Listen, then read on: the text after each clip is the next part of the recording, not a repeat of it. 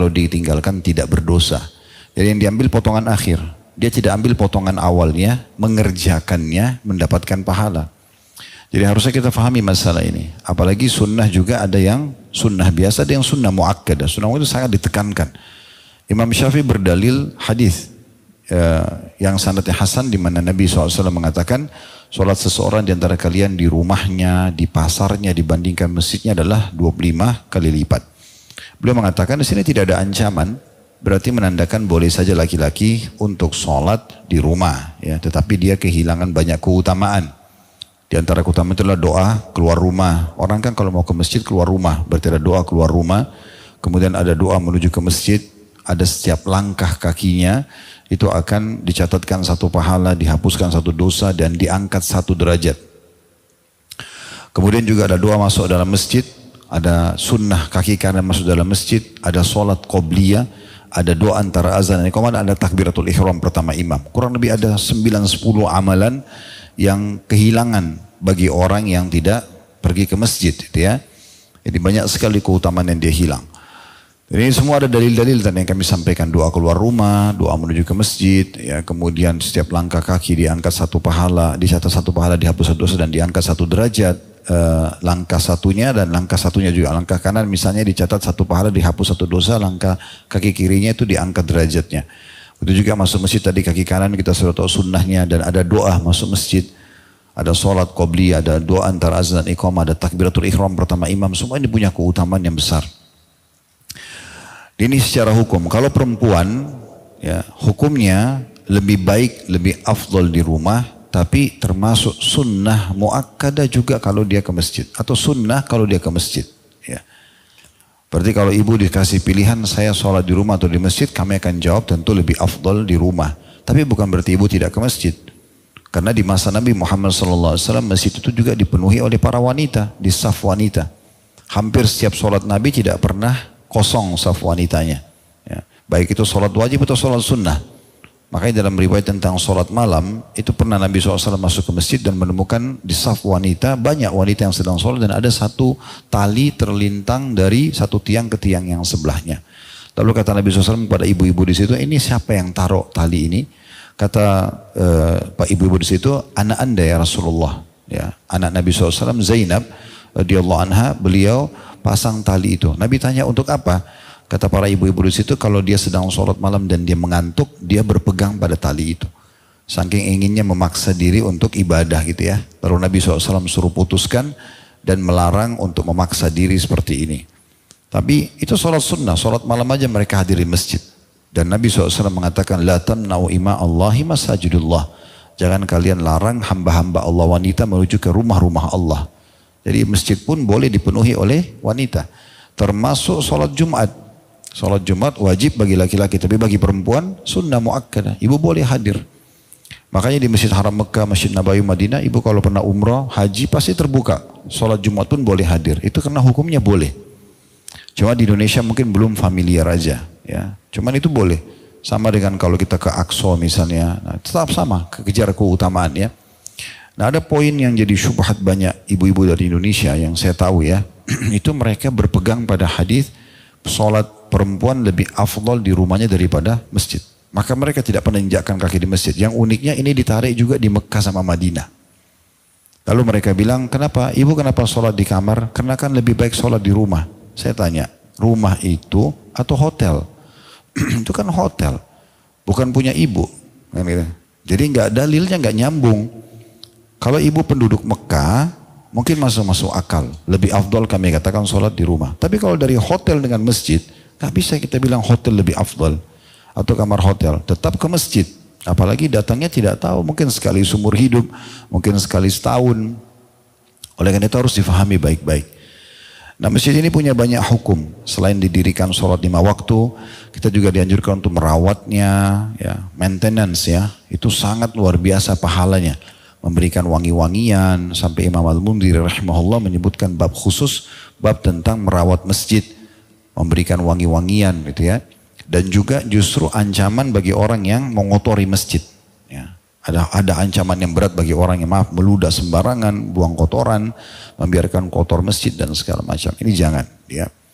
Dan pada juga saya sampaikan, kalau Bapak Ibu kebetulan Allah sampaikan kakinya di sebuah masjid, dan ternyata masjid itu punya kekurangan, contoh panas misalnya, karena nggak ada AC, nggak ada kipas, atau karpetnya karena sudah lama sekali, nggak pernah dibersihkan, jadi kelihatan kotor, atau kamar mandinya misalnya, ada kerannya yang rusak, kamar mandinya tidak terawat, ibu dan bapak sedang disampaikan oleh Allah di situ, justru untuk punya andil pahala. Bukan malah kita keluar dari situ lalu kita katakan kotor ya, jelek ya. Yang kita sedang hina ini rumahnya siapa? Allah. Nggak boleh. Yang itu nggak boleh Bapak Ibu sekalian ya. Kalau ada orang bertamu di rumah kita saja, kemudian dia pulang lalu dia bilang rumahnya ibu itu jelek banget. Mungkin ibu sudah cukup tersinggung. Bagaimana dengan rumahnya Allah Subhanahu Wa Taala? Jadi nggak boleh kita menghina sembarangan gitu ya. Justru kita mengambil sisi positifnya. Allah sampaikan saya ke masjid ini berarti ada pesan buat saya nih. Apa pesannya gitu ya? Pesannya itu adalah kita mungkin pasangin AC ya. Kalau nggak bisa sendiri kita rame-rame aja teman-teman. Karpetnya dibersihkan, mungkin diperbaikin kerannya. Banyak banget yang bisa kita lakukan. Sehingga kita tinggalkan bekas kita di situ. Anjuran para ulama agar setiap muslim kalau tiba di satu lokasi dia meninggalkan bekas ibadahnya. Pernah dengar nggak itu? Misalnya ibu dan bapak lagi mampir ke satu kota, sholat di situ. Sholat, sedekahkah, tinggalkan sebuah bekas ibadah. Nanti dicatat di buku amal kita, kita pernah bersedekah di negeri itu, di kota itu. Kita pergi ke Jepang misalnya, kita pergi ke Korea, cari masjid mana, sumbang uang di situ. Contoh misalnya ya. Amal-amal soleh bisa kita kerjakan, tinggalkan bekas. Saya ingat dulu saya pernah jalan dengan Dr. Saleh Al-Idan, hafizahullah, salah satu sahabat saya, beliau dosen di Universitas Imam di Riyadh dan pernah jalan sama saya ke Irian. Waktu itu kita bentuk forum pengiriman dai ke Irian. Kebetulan saya diminta jadi ketuanya dan kami berangkat sama-sama. Waktu itu Allah takdirkan kaki kami jauh sekali, masih naik speedboat dan kapal kayu itu kecil, jalan sampai 9 jam masuk ke pedalaman hutan gitu. Gak ada lampu, gak ada apa-apa, tapi di situ ada muslim. Ada orang muslim-muslim pengusaha-pengusaha rumahnya dari kayu-kayu semuanya karena di pinggir hutan. Kami terpaksa nginap karena sudah malam. Terus setelah ngobrol sebelum tidur atau pada saat ngobrol sebelum tidur lalu sempat beliau bilang sama saya ingat betul itu, dia bilang, dia bilang sama saya sama satu teman lagi, apakah kita tidak melihat di sini ada pesan Allah? Kenapa Allah sampaikan kaki kita di sini? Terus saya tanya, apa kira-kira pesannya? Dia bilang Allah sampaikan kita di sini, tinggalkan bekas. Mungkin kita sumbang buat masjid, mungkin kita ambil anak-anak kampung ini disekolahkan, beasiswa di pesantren, di mana gitu ya. Tinggalkan sesuatu gitu. Nah itu poin penting. Nah kami pun akhirnya alhamdulillah mengatur program untuk pengiriman dai ke lokasi-lokasi seperti ini. Memberikan masukan, itu banyak muslim punya usaha-usaha tapi mereka tidak berpikir masjid. Kami kasih masukan, kenapa nggak bangun masjid gitu kan. Saya tanya, dia selama ini Bapak ada situ ada satu orang haji, saya tanya, selama ini bagaimana Jumatnya Pak? Ya nggak ada Jumatan. Kenapa nggak ada Jumatan? Jumat itu kan bisa diadakan di sini walaupun di atas papan. Nggak ada alasan, Jumat tidak harus dalam masjid. Makanya biasa di kantor-kantor ada yang buat Jumatan, di ballroom, itu normal-normal saja. Boleh, ya. Apalagi di sini, rumah Anda dari kayu, buat masjid dari kayu, enggak apa-apa. Contohnya gitu ya. Jadi itu hal-hal penting juga untuk diperhatikan. Jadi minimal kasih wangi-wangian buat masjid, pengharumnya. Mungkin kita nyumbang mikrofonnya, mungkin kita bayarin listriknya. Berapa banyak pahala didapat imamnya, jadi imam mikrofon digunakan. Kadang-kadang saya lihat orang cuma banyak fokus kasih sejadah imam. Itu salah satunya. Tapi listriknya kenapa nggak dibayarin? Misal, kebutuhan airnya. Kan banyak sekali kita dapat pahala ya. Imam-imamin sholat maka kita panen pahala makmumnya semuanya. Nah, ini contoh-contohnya. Jadi masjid itu banyak. Belum lagi nanti akan kita pelajari di bab sesudah ini. Itu tentang masalah anjuran membangun masjid itu nanti ada.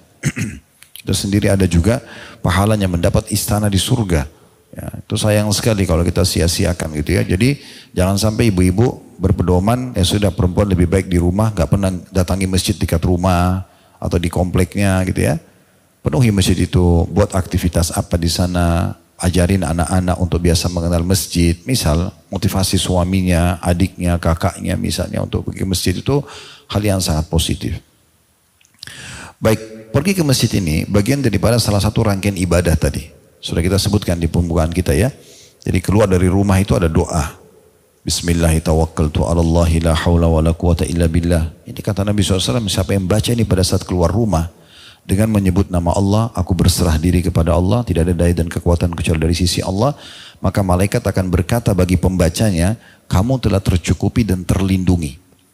Hanya baca itu saja. Bismillahirrahmanirrahim, la haula wa la quwata illa billah. Dan syaitan yang melihat orang yang baca ini berkata pada teman-temannya syaitan yang lain, bagaimana kita bisa menyesatkan orang ini dan mengganggunya sementara dia sudah terlindungi dan tercukupi. Ada juga di antara doa keluar rumah, Bismillahirrahmanirrahim, a'udzubillahi an adilla au udalla. Dengan menyebut nama Allah, aku berlindung kepada Allah jangan sampai aku sesat atau menyesatkan. Au azilla au uzalla, atau aku terjerumus dalam perbuatan dosa atau aku menjerumuskan orang lain. Au azlima au udlam, atau jangan sampai aku berbuat zalim atau aku dizalimi oleh orang lain. Au ajhala au yujhalu alayya, atau jangan sampai aku membodohi atau dibodohi oleh orang lain. Maksudnya menipu atau ditipu. Itu doa. Kemudian ada doa keluar rumah menuju ke masjid. Kalau ke masjid selain baca doa keluar doa keluar rumah itu ada juga doa ke masjid. Tapi cukup panjang ya. Allahumma ja'al fi qalbi nura, fi lisani nura, fi sam'i nura, fi basari nura, fi lahmi nura, fi idhami nura. Sampai akhir doa. Semua itu minta cahaya. Ya Allah jadikan di pendengaranku cahaya, di penglihatanku cahaya, di kulitku cahaya, di tulangku cahaya, di dagingku cahaya. Semua itu cahaya sampai kita minta akhirnya itu Allah waj'al fi bashari nura. Waj'al fi wajhi nura, waj'al fi qabri nura. Di akhir hadisnya itu. Dan jadikanlah di wajahku cahaya dan jadikan kuburanku pun cahaya. Itu hampir seluruh anggota tubuh dimintai diberikan cahaya pada saat ke masjid. Belum lagi tadi setiap langkahnya, satu langkah itu dicatat pahala, yaitu banyak riwayat menyebutkan masyarakat yang sahih, dan satu dosa dihapus dengan satu langkah, serta juga langkah yang satunya mengangkat derajat di surga. Ada sebuah hadis tentang derajat di surga, Bapak Ibu sekalian, itu menyebutkan kalau perbedaan satu derajat dengan derajat yang lain di surga itu ada dua riwayat. Riwayat yang pertama menyebutkan antara langit dan bumi, dan ada yang menyebutkan tentang 100 tahun jaraknya.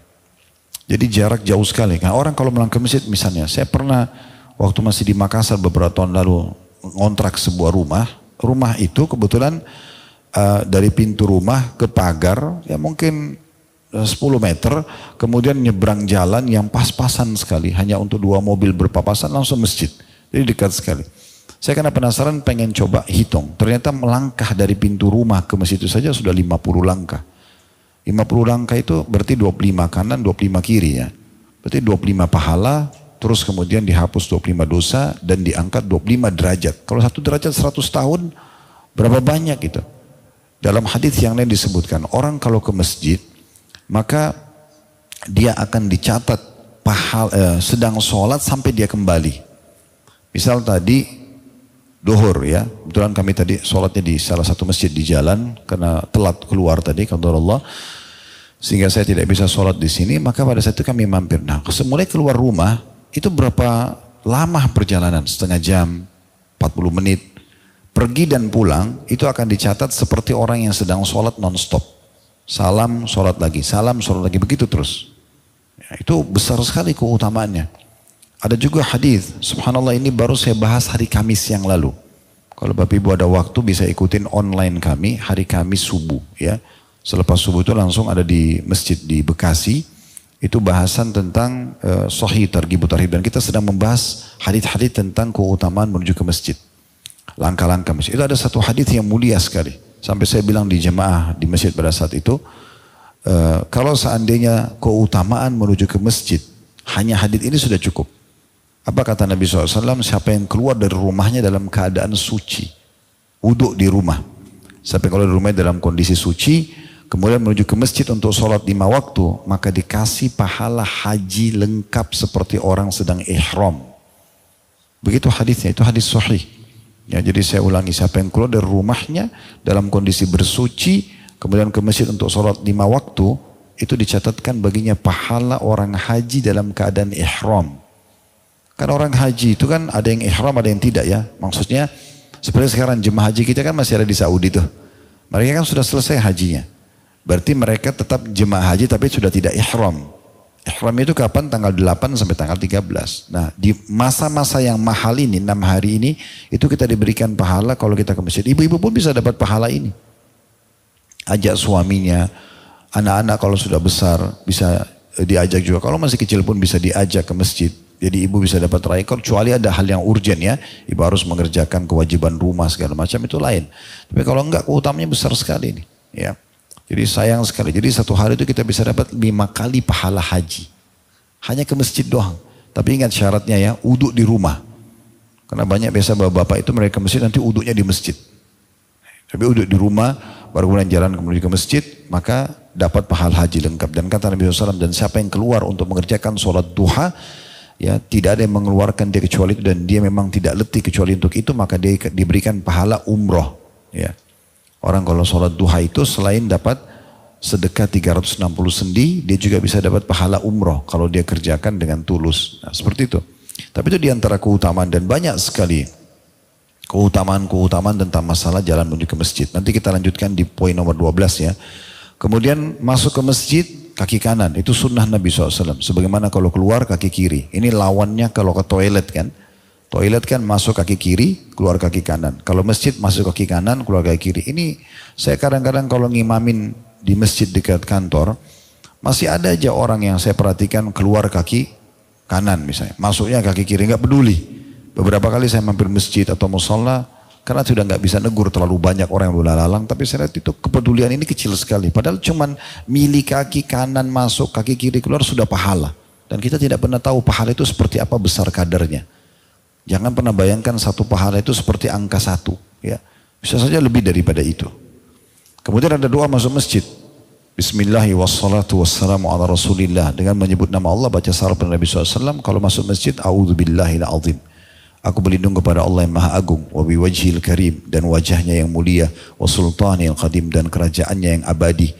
Minasyaitonir rajim. Dari syaitan yang terkutuk gitu ya. Lalu kita baca Allah maftahli abwaaba rahmatik. Ya Allah bukakan untukku pintu-pintu rahmatmu gitu ya. Keluar dari masjid juga sama. Tapi bedanya diganti rahmat dengan fadl. Ya. Ya Allah maftahli abwaaba fadlika. Setelah bismillahi wassalatu wassalamu ala rasulillah. Lalu kemudian kita bilang Allah maftahli abwaaba fadlik. Ya Allah bukakan bagiku pintu-pintu karuniamu, pintu rezekimu.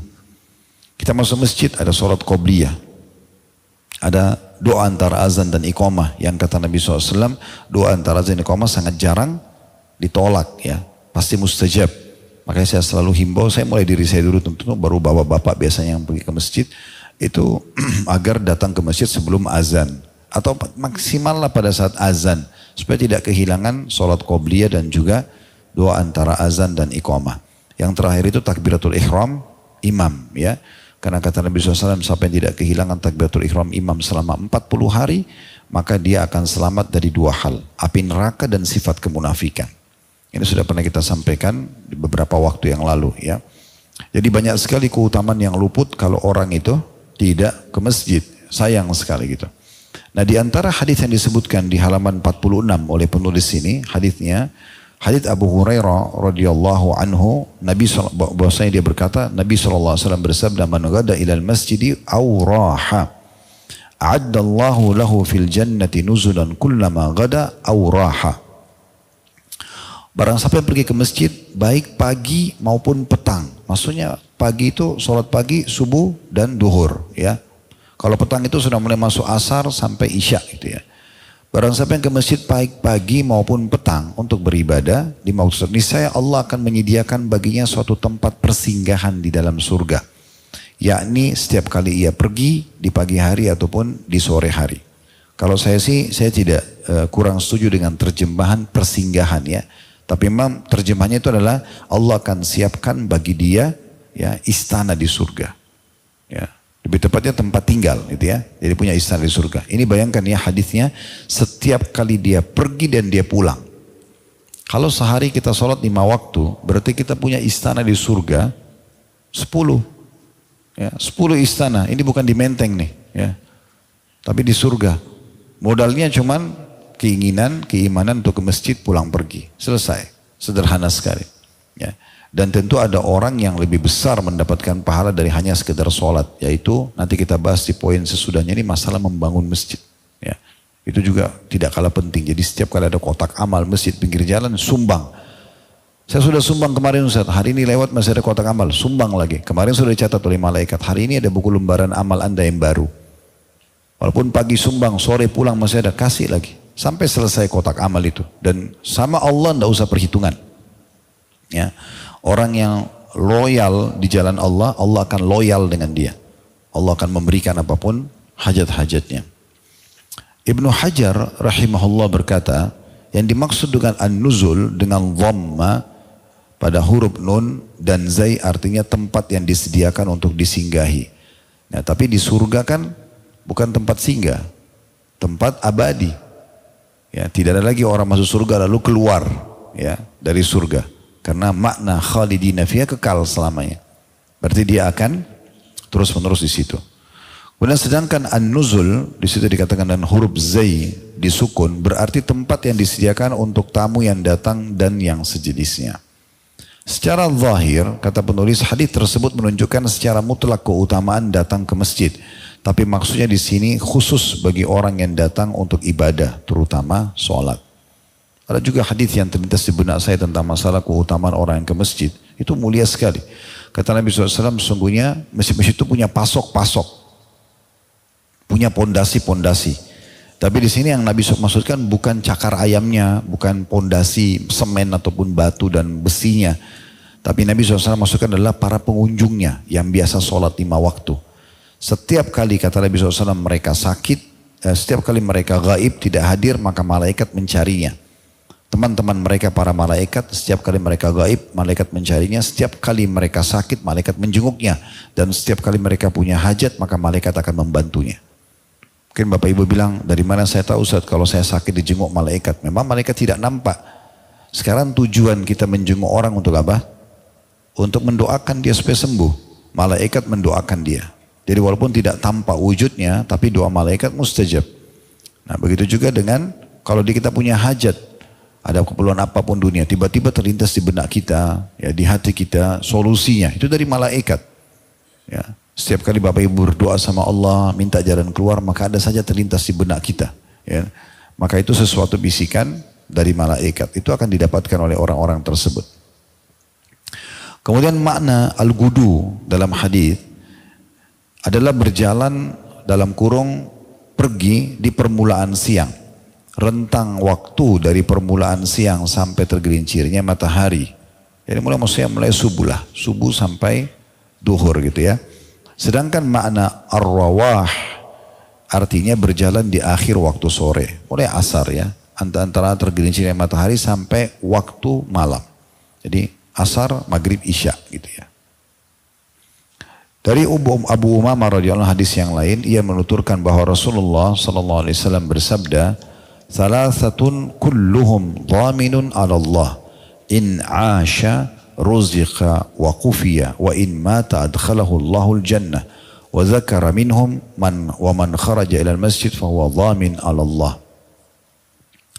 Ada 3 orang kata Nabi SAW yang semuanya itu berada di dalam jaminan Allah. Apa jaminan Allah? Jika dia hidup maka ia akan diberi rezeki dan dicukupi kebutuhannya. Sebenarnya terima begitu ya.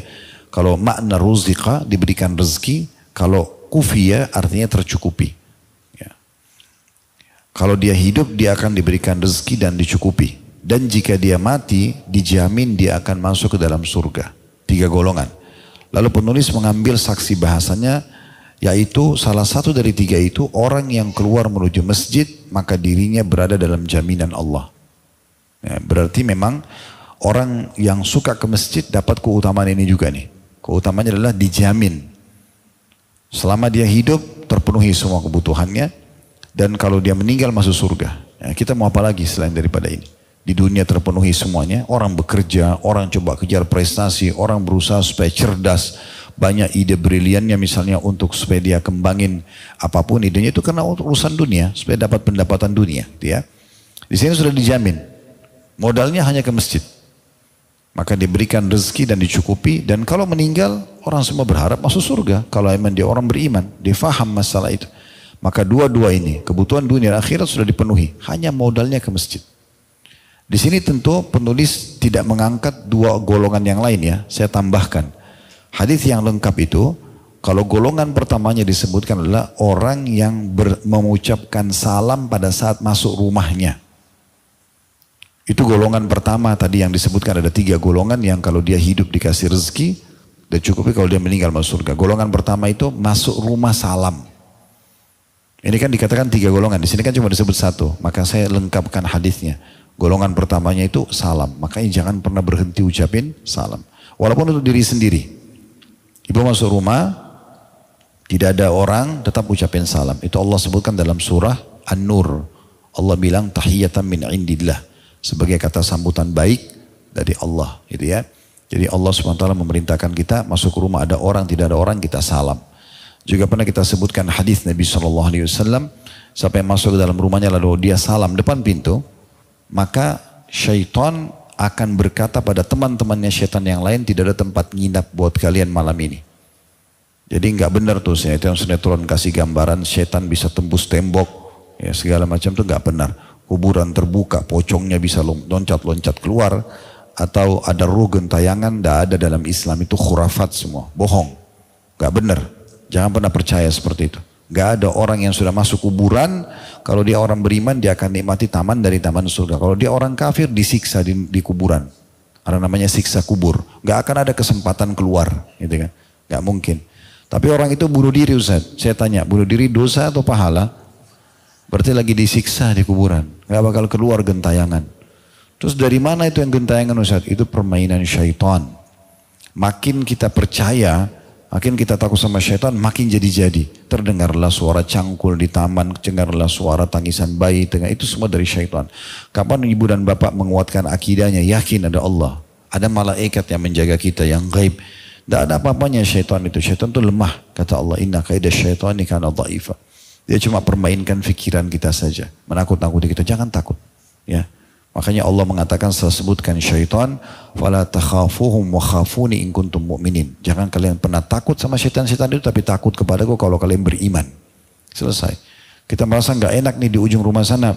Datang baca a'udzubillahi minasyaitonir rajim. Tiup ke arah situ. Baca ayat kursi. Baca ayat-ayat ruqyah. Hilang itu. Sekali 2 kali lama-lama jadi hilang gitu. Itu terpelihara di rumah karena kita sendiri yang memeliharanya. Kita sengaja tidak sholat, tidak zikir, tidak ada bacaan Quran di rumah. Maka semua itu akan membuat syaitan bertengkar di situ. Dan tentu banyak sekali keutamaan dan kami selalu sarankan salam diucapkan lengkap. Assalamualaikum warahmatullahi wabarakatuh. Ini jangan dianggap remeh. Assalamualaikum 10 pahala, warahmatullahi 10, wabarakatuh 10. Sudah pernah kita sebutkan hadisnya ya. Dalam majelis Nabi SAW pernah ada yang datang lalu mengucapkan Assalamualaikum. Lalu Nabi jawab. Lalu Nabi bilang orang ini dapat 10. Datang orang kedua dia tambah. Assalamualaikum warahmatullah. Tambah warahmatullah. Nabi SAW jawab. Lalu orang Nabi bilang orang ini dapat 20 pahala. Datang orang ketiga lengkap. Assalamualaikum warahmatullahi wabarakatuh. Maka Nabi jawab. Nabi mengatakan orang ini dapat 30 pahala. Kenapa kita haramkan diri kita dari 20 pahala hanya Assalamualaikum? Apa susahnya ketik lengkap salam itu? Ya. ASS itu untuk apa? Gitu. Ya. Assalamualaikum warahmatullahi wabarakatuh. Doa. Ya. Jawab yang lengkap, tidak ada masalah. Atau mungkin sekarang kan sudah ada stiker-stiker, ada apa yang salam lengkap. Itu aja yang kita taruh di favorit handphone di WA kita, tinggal dikirim misalnya. Ya, itu lebih bagus, lebih lengkap itu ya. Itu golongan yang pertama itu ya. Golongan yang kedua adalah orang yang ke masjid ini. Kemudian golongan yang ketiga yang tidak disebutkan oleh penulis ini adalah orang yang keluar berjihad di jalan Allah. Riwayat itu menyebutkan orang yang keluar di jalan Allah. Ya, kalau kita jihad berarti perang. Tapi kalau di jalan Allah secara global berarti semuanya, termasuk menuntut ilmu, mencari nafkah gitu ya.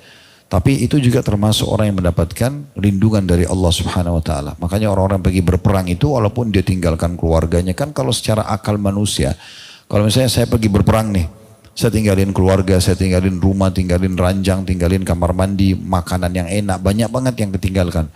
Pasti kan orang berarti berpikir di medan perang ada toilet nggak, ada makan nggak, nggak ada keamanan. Kita merasa itu secara akal manusia. Tapi banyak hadis yang memberikan gambaran justru orang yang pergi berperang akan dilindungi oleh Allah Subhanahu Wa Taala. Makanya dalam kisah perang Khandak di perang Parit Itu pernah Nabi SAW waktu sudah 43 hari dikepung oleh orang pasukan Ahzab ya. Surah Al-Ahzab, surah nomor 33. Al-Ahzab itu jamak daripada hizib, artinya kelompok-kelompok. Karena banyak kelompok yang bersekutu antara Yahudi dengan beberapa suku Arab yang memerangi Islam. Mereka terkumpul 10.000 pasukan, lalu mereka koalisi untuk menghancurkan Madinah. Makanya dinamakan pasukan Ahzab. Dan Allah bilang dalam zikir kita kalau Idul Adha Idul Fitri, وَحَزَّمَ الْأَحْزَابَ وَحْدَ. Allah mengalahkan pasukan Ahzab sendirian. Karena Allah tiupkan angin topan, hancur mereka. Tapi yang jelas pada saat itu, ada satu kejadian di malam kemenangan muslimin. Sebelum Allah tiupkan angin, Nabi SAW ingin tahu informasi. Siapa di antara muslim yang bisa nyebrang, lewatin parit, masuk menyelinap di pasukan musuh, baru tahu kekuatan mereka seperti apa. Apa yang mereka atur, strategi apa untuk besok gitu ya. Maka Nabi bilang, siapa yang pergi ke pasukan musuh, baginya surga. Waktu itu sahabat menggambarkan dingin yang luar biasa. Dinginnya itu sampai menusuk ke tulang, karena dingin sekali. Lalu sahabat tidak ada yang ngomong, Nabi ulangi 2 kali, dijamin surga. Tidak ada yang jawab. Akhirnya sampai 3 kali tidak ada yang jawab, Nabi kebetulan tersentuh kakinya dengan sahabat yang mulia, Hudzaifah radhiyallahu anhu. Kemudian setelah kesentuh kakinya kata Nabi SAW, siapa? Kata dia Hudzaifah. Kata Nabi SAW, berdiri hai Hudzaifah, pergilah ke sana. Kata Hudzaifah, waktu itu dingin sekali, saya hanya bermodalkan selimut kecil milik istri saya. Yang kalau ditutup pun tidak bisa nutup semua badan karena dinginnya. Tapi begitu saya mengatakan iya, maka saya merasa seperti berada di satu ruangan hangat sekali. Kata Hudzaifah, ini begitu dia niat untuk berperang nih. Dia bilang saya turun ke parit, saya nyebrang ke sebelah dengan baju modal yang kain tipis, tapi nggak serasa sama sekali dinginnya. Sampai akhirnya Hudzaifah memata-matai pasukannya dan Nabi titip pesan, jangan lakukan apa-apa, jangan membunuh kecuali cuma cari informasi saja. Kata Hudzaifah, saya pun datang, kemudian saya melihat ada api unggun yang besar dan ada orang yang badannya besar dan saya mengenal dia adalah Abu Sufyan. Waktu itu Abu Sufyan belum masuk Islam. Maka dia pun mengatakan, kumpullah semuanya di sini, ada berita penting yang saya mau sampaikan karena Abu Sufyan mau suruh bubar pasukannya. Nah mereka anggap ada satu suku Yahudi namanya Quraidah itu berkhianat. Mereka berkhianat. Maka Abu Sufyan bilang kumpul, tapi pada saat kumpul pastikan di sebelah kalian adalah sekutu kita, teman-teman kita. Maka masing-masing sebut nama dan sukunya. Kata Hudzaifah, pada saat itu Allah berikan pertolongan. Sebelum saya ditanya siapa saya, maka saya langsung tanya, sebelah kanan saya siapa? Dia sebut namanya. Sebelah kiri saya siapa? Dia sebut nama. Lalu kemudian saya lolos. Saya tidak sempat ditanya dari mana gitu ya. Terus kemudian sebelum berkumpul, saya melihat Abu Sufyan bisa saya jangkau dan saya bunuh dengan anak panah saya. Karena sudah depan mata gitu ya. Tapi saya ingat pesan Rasulullah SAW, jangan membunuh. Setelah itu dapatlah informasi ternyata Abu Sufyan suruh bubar semuanya. Ya, dan pada saat itu keputusan sudah diambil, Hudzaifah pulang, Allah tiupkan angin topan menghancurkan semua tenda-tenda mereka dan mengusir mereka dari Madinah. Kata Hudzaifah, saya pulang. Begitu saya kembali ke pasukan muslimin lagi, kembali udara dingin yang sangat luar biasa saya rasakan. Tapi yang kita ingin titik beratkan adalah pesan pertolongan Allah untuk Hudzaifah yang merasa hangat di musim dingin itu. Karena pada saat dia jalankan misi untuk jihad. Itu golongan ketiga yang dilindungi oleh Allah Subhanahu wa taala. Tapi saksi bahasan kita yang disebutkan dalam hadis ini, orang yang keluar ke masjid, maka dia termasuk di bawah jaminan Allah Subhanahu wa taala. Sekarang kita masuk ke poin 13 dan ini kita tutup bahasannya. Kita akan masuk nanti ke poin 14 ya sesudahnya. Atau nanti pertemuan akan datang ya. Masalah membangun masjid. Nah, ini unik sekali membangun masjid ini ya. Karena di negara kita juga sangat terbuka peluangnya. Sayang sekali kotak-kotak amal itu dibiarkan. Sekarang saya kasih rasionalnya. Kalau kita semua ke masjid secara pribadi, azan kita ke masjid, Bapak Ibu sama saya semua ke masjid, kita dapat pahala kita masing-masing. Tergantung kadar keikhlasannya, tergantung kadar kekhusyuannya dalam sholat ya. Tapi ada enggak cara supaya saya bisa dapat pahala lebih besar? Ada. Bapak Ibu ajak orang lain. Ajak temannya, ajak kerabatnya. Misal berhasillah kita mengajak teman 3 orang misalnya. Ayo kita ke masjid yuk sholat. Misal kayak tadi ke majelis ilmu ada yang ajak, ayo kita ke majelis, terus datang temannya. Maka dia dapat pahala dia juga dapat pahala semua orang yang diajak. Ini kan sistem marketing sebenarnya gitu ya. Nah kalau kita ajak, Sekarang kalau saya dapat 10 pahala, saya ajak 3 orang teman saya yang lain, maka 3 orang ini bisa dapat masing-masing 10, 10, 10, saya dapat 40 pahala. Karena pahala saya 10, pahala dari mereka 30. Tanpa mengurangi dari pahala mereka. Tanpa mengurangi dari pahala mereka, gitu ya.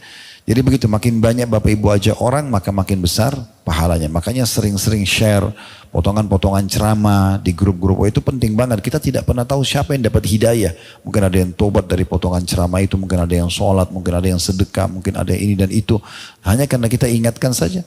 Apa saja, flyer dakwah, potongan hadis, potongan ayat, ya, promosi tentang haji dan umrah, mungkin mereka akhirnya ada yang pergi. Kita dapat pahalanya semuanya. Ya, itu contoh-contohnya. Nah, ini cara untuk mengembangkan atau menambah pahala. Ada cara yang lain enggak? Ada lagi cara yang lain. Anda bisa menjadi imam, tapi laki-laki di sini ya. Kenapa? Karena imam akan panen pahala semua orang yang sholat, gitu kan? Kemudian ada cara yang lebih baik lagi, ada. Jadi muadzin. Muadzin lebih besar lagi pahalanya. Karena muadzin itu panen pahala semua orang yang sholat pada saat dengar suaranya. Jadi kayak misalnya imam, makmum di masjid itu dia dapat pahala. Dan kalau misal ada yang lewat depan masjid dengar azan dia, oh sudah masuk sholat, dia sholat walaupun di tempat lain, si muadzin dapat pahalanya. Karena dia memanggil, kemudian dia dapat pahalanya. Itu ada, nanti kita bahas di poin 14 ya. Banyak sekali keutamaan muadzin yang luar biasa gitu. Tapi adakah orang yang lebih besar lagi pahalanya? Ada. Nah, ini bagi bahasan kita. Yang membangun masjid. Kalau imam atau orang yang sholat nih, kita misalnya ajak teman kita, kita sholat yuk, sholat sekarang, sama-sama sholat duhur, ya. Begitu kita sholat, dapat pahala, tapi hanya waktu itu, misalnya duhur. Nanti asar kita harus ajak lagi untuk dapat pahalanya. Muadzin juga harus azan lagi asar, imam juga jadi imam lagi. Tapi yang bangun masjid itu, selama masjid itu ada, 5 waktu sholat, misalnya 10 tahun, 30 tahun masjid itu ada. Ada masjid Masya Allah sampai ratusan tahun. Itu berarti dia akan panen pahalanya. Ya. Ada banyak masjid-masjid yang sampai sekarang masih ada di beberapa wilayah kita di Indonesia ini, masjid peninggalan masa dulu, perjuangan-perjuangan Islam awal gitu ya.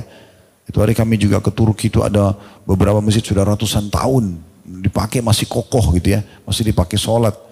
Masjid Haram Mekah, Masjid Nabawi Madinah, sudah sekian tahun direnovasi, diperbaikin, itu pahalanya besar sekali, itu contohnya.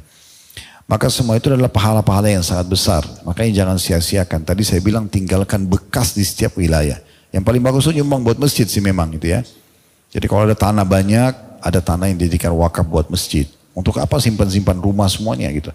Nah, sementara kita bisa punya rumah di surga. Ibu dan bapak punya 3 kafling, 4 kafling, 5, 7 kafling. Jadi kan satu masjid. Gitu. Itu dibawa ke akhirat gitu ya. Dipakai sholat 5 waktu, itu besar sekali pahalanya. Baik, itu hadisnya di sini diangkat ada 2 oleh penulis, masalah membangun masjid.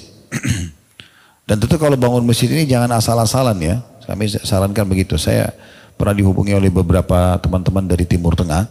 Karena dia tahu kami punya yayasan. Saya juga nggak tahu nomor saya dari mana gitu. Terus tiba-tiba seorang bapak telepon. Berapa orang gitu ya. Tapi waktu yang berbeda. Terus telepon, ini Khalid Basalam. Saya bilang iya. Saya dengar Anda punya yayasan. Saya bilang iya. Saya mau nyumbang masjid di Indonesia, bisa? Saya bilang bisa, silakan. Ya. Berapa, bagaimana hitungannya? Saya hitungkan, per meter persegi, ya itu kalau hitungannya, itu saya ingat saya kasihkan 3,5 juta atau berapa gitu. Itu 1 meter persegi itu sudah lantai, dinding, atap satu. Jadi tinggal kali, mau 100 meter tinggal kali, mau 200 meter tinggal kali gitu ya. Tentu ini tergantung bahan bangunan. Kadang-kadang sekarang saya sudah tidak update lagi seperti apa. Tapi yang jelas kalau ada biasanya kami akan cek, langsung kami informasikan. Jadi kalau misalnya 3,5 juta saja kali 100 meter, ya berarti 350 juta udah selesai satu masjid gitu ya. Terus dia sempat bilang, kenapa mahal? Kalau saya biasanya bangun masjid 10.000 real, 12.000 real sudah dapat masjid di beberapa wilayah. Saya bilang bisa, tapi sekarang saya tanya balik. Kamu mau masjid asal namanya punya masjid atau masjid untuk sholat amal jariah? Dia bilang kok bisa begitu? Iya, dengan uang 10.000 real. Kalau sekarang ya kursnya itu 47 juta. Kalau waktu itu masih 2.500, berarti cuma 25 juta. Itu tidak akan tahan setahun 2 tahun, udah berlumut, orang akan pakai keramik sembarangan, orang tukangnya juga asal-asalan, akhirnya tidak dipakai sholat, sayang gitu ya, atau harus direnovasi lagi. Ya kalau kamu bisa renovasi, kenapa nggak buat sekalian yang bagus? Oh, baru dia paham, oh iya benar juga. Sebenarnya ya, pikirkan, jadikan rumah Allah itu yang bagus. Kamu kalau bangun rumah bagus nggak? Bagus. Kenapa bangun rumah masjid pas-pasan? Ya, ngepres gitu ya. Kenapa nggak bagus kalian? Kecuali kita tidak punya kemampuan. Dan kita bisa kerja tim dengan teman-teman. Jadi kalau kita mau amal soleh jangan sendirian, ajak teman-teman, ajak kerabat supaya mereka sama-sama membantu di situ. Hadis pertama dari hadis Utsman bin Affan radhiyallahu anhu, ia berkata bahwa ia mendengarkan Rasulullah SAW bersabda, "Man bana masjidan yabtaghi bihi wajha Allah, banallahu lahu mithlahu fil jannah." Barang siapa yang membangun sebuah sebuah masjid. Barang siapa yang membangun sebuah masjid karena mengharap ridha Allah, niscaya Allah akan membangun untuknya sebuah bangunan yang semisalnya di surga. Ada footnote di bawah tentunya, diriwayatkan oleh Bukhari dan Muslim. Ya, itu dikatakan muttafaqun alaih, maksudnya Bukhari Muslim. Hadis ini memberikan pelajaran berarti adanya motivasi untuk membangun masjid, ya, dan itu harus karena Allah, bukan karena mau dipuji ya, supaya berpahala. Dan semua yang ikhlas karena Allah pasti kekal. Maksudnya kekal itu urusan dunia ya.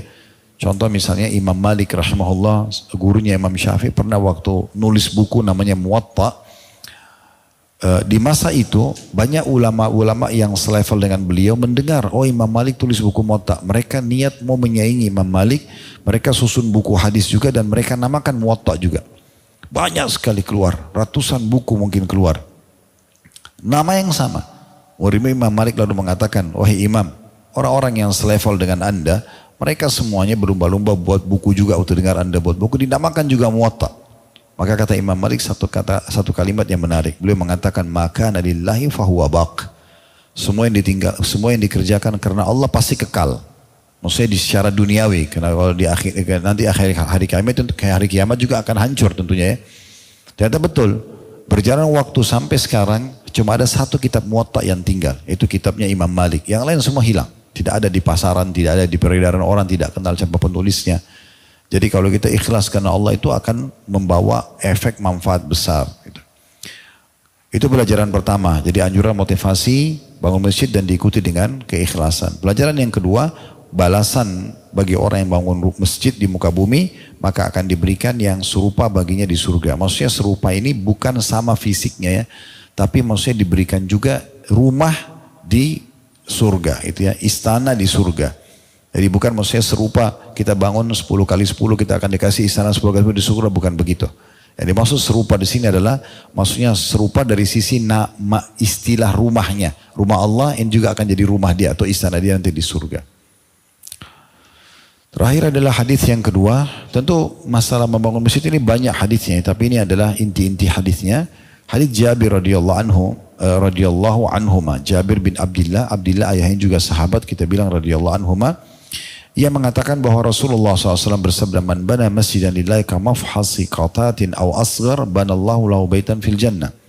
Barang siapa yang bangun masjid karena Allah SWT, meskipun hanya sebesar sarang burung atau yang lebih kecil daripada itu, niscaya Allah akan membangunkan untuknya sebuah rumah di surga. Nah ini rincian daripada hadis sebelumnya. Jadi di sini perhatikan, barang siapa yang membangun masjid karena Allah SWT, meskipun hanya sebesar sarang burung atau yang lebih kecil dari itu. Bukan berarti masjid kita bangun seperti sarang burung. Tapi maksudnya kadar sumbangannya. Kalau Bapak Ibu hanya bisa nyumbang, hanya ukuran sarang burung. Berapa sarang burung? 20 ribu, 30 ribu. Misalnya kita nyumbang segitu saja, maka tetap dapat istana di surga. Tentu tidak bisa disamakan antara orang yang nyumbang 30, 50 ribu dengan orang nyumbang 1 juta. Orang yang nyumbang 2 juta, itu pasti akan lebih besar pahalanya. Tapi minimal kita punya andil di masjid yang sudah kita lewatin gitu ya. Hadits ini mulia sekali, berarti menandakan walaupun kita nyumbang ala kadarnya lah istilah gitu ya. Tetap kita punya dapat istana di surga. Tapi tidak akan sama dengan istana orang yang menyumbang lebih besar. Dan hadits ini sekaligus membuka peluang bagi orang-orang yang tidak punya kemampuan. Karena kalau kita harus bangun masjid misalnya 1 miliar, 2 miliar, tidak semua orang punya dana itu. Tapi dengan adanya hadits ini berarti dimudahkan oleh Allah SWT. Dan kita bisa punya banyak sekali istana di surga. Di sini nyumbang, di sana nyumbang, di sini nyumbang. Setiap ada masjid kita nyumbang. Itu sangat bagus. Allahu a'lam. Ini bahasanya insya Allah 2 poin tadi, 12 dan 13. Masalah keutamaan jalan menuju ke masjid. Dan juga membangun masjidnya sendiri. Subhanakallahumma bihamdika asyhadu an la ilaha illa anta astaghfiruka wa atubu ilaik. Wa sallallahu ala nabiyyina wa habibina Muhammadin wa alihi wa sahbihi. Alhamdulillahi rabbil alamin. Wassalamualaikum